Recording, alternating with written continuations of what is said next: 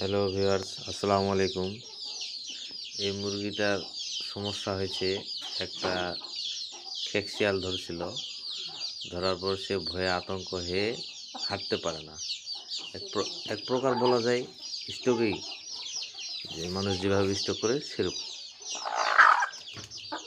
এই যে এই যে দেখেন হাঁটতে পারে না। এই যে কেন আমার ব্যালেন্স ঠিক নেই। হ্যাঁ, তো এটার এখন আমি বিকল্প একটা বুদ্ধি বাইর করছি থেরাপির জন্য। মিষ্টির কার্টনে যে ঝুড়িগুলো আছে এগুলো ঢোকাই দিব সিস্টেমে।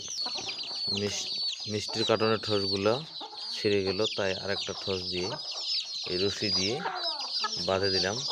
মুরগিটা ঠিকমতো হাঁটতে পারতেছে না, তাই দেখি 2 দিন ধরে দিয়ে অনেকটা কিন্তু পরিবর্তন হয়েছে। এই যে খাচ্ছে সুন্দর, সব কিছু সুন্দর, কিন্তু সে হাঁটতে পারতেছে না। তাই ওর এই টেকনিকে থেরাপির মতো সিস্টেম দিচ্ছি আর কি।